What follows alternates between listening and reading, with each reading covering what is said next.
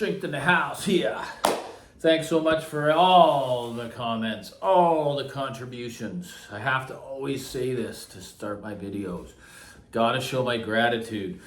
So anyway, I just wanted to pull off a really important video before Christmas here. As you know, I've usually had 2 systems in the room. There's actually 3 here. I mean, the boot carts are a system in themselves. They're not going to be talked about here. What I'm going to talk about here is price points and, really well put together systems that are very, very similar at completely different price points and what the differences are. And this may be a little bit of an eye-opener here. But again, it's gonna try to reinforce the truth for all these people. I just see these sayings like about the giant killers and how these expensive systems aren't any good and all this stuff. You missed the key word: well put together, simple systems. Okay, so first of all, the spatials are going to be the speaker that was used in the comparison for both systems. So one of the systems here is the Pure Fidelity Horizon turntable with a very expensive cartridge. So it's about a $17,000 package, right? With the Bel Canto E1X integrated, which is about, it's around 12 Canadian. And then you got the spatials, which landed at around 6. So you're looking at around a $35,000 system. 3 boxes, 35 grand, guys. So I know it is expensive. Like in reality, it's a lot of money, especially in this city, which you all know if you don't live here, it's ridiculous the cost of the real estate. Not saying it's the most in the world, but it's very, very, very high. Okay, and I'm grateful to have that system. It's my reference system. It's a system that I scaled down to from a more expensive multiple box system and feel that I lost nothing in performance.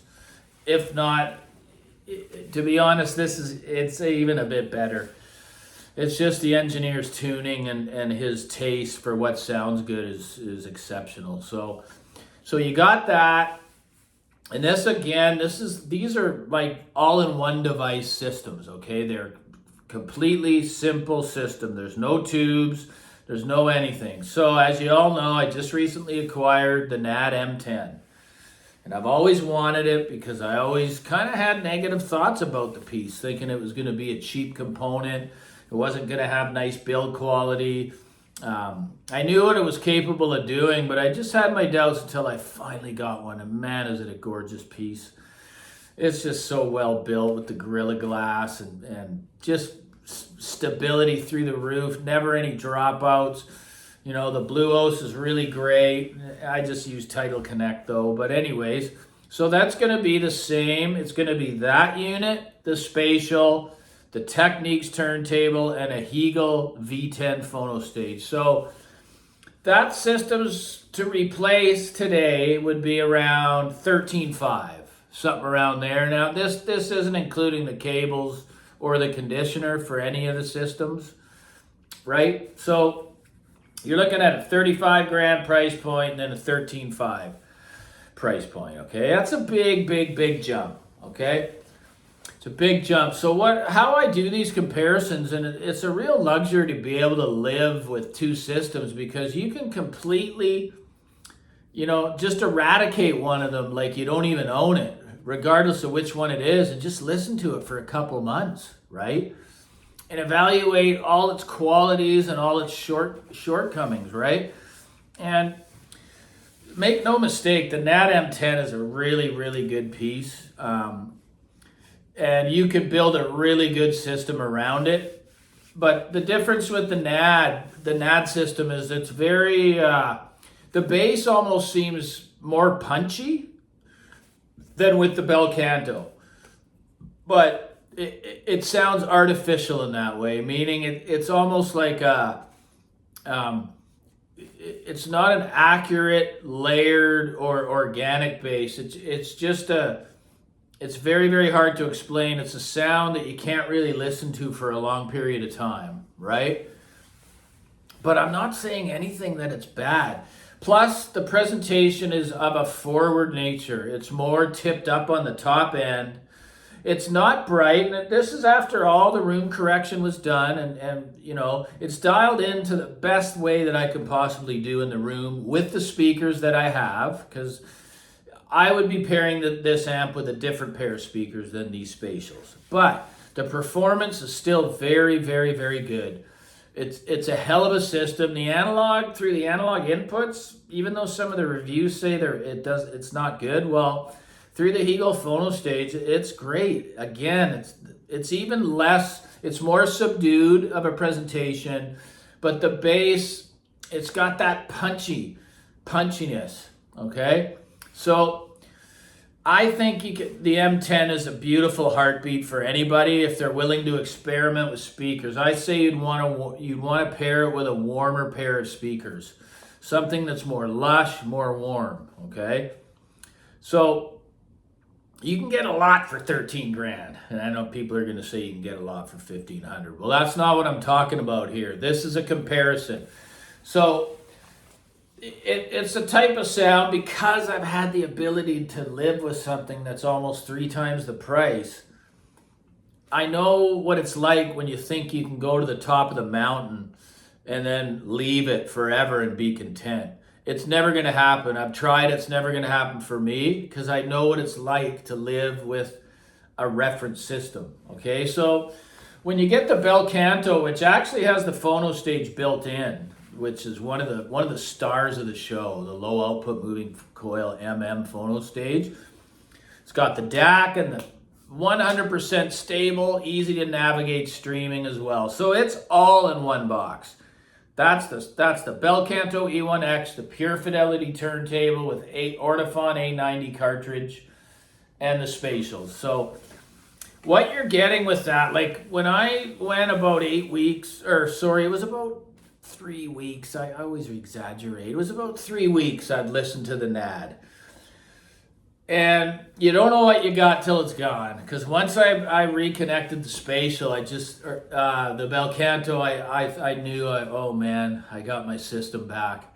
Wow. All that tipped up presentation and the kind of artificial feeling punchy bass without the real low frequency, it was gone, right? It was now a more organic, a more relaxed, a more laid back, and a much bigger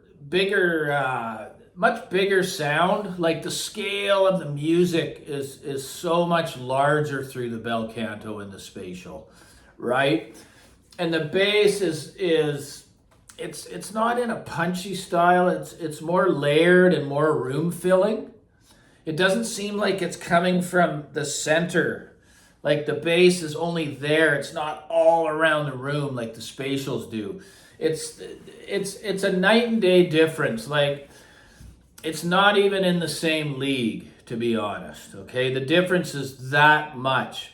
Now, I'm not saying that it matters how well put together the system's going to be when you're spending that much more than what you already have. You could make mistakes and not get much of an improvement at all. But here, with 2 similar Class D technologies, they both have the encores. It's just bel canto, it's so cutting edge what's been done with these modules.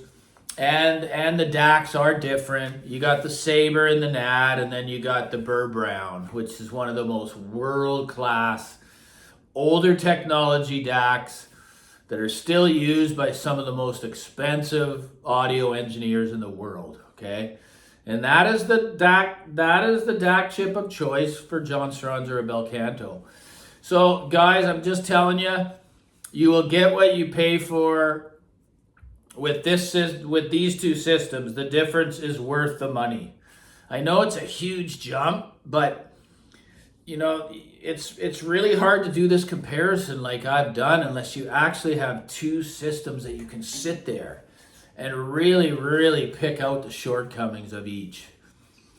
The thing about the bel canto, you can also tune it, which I do use the tilt.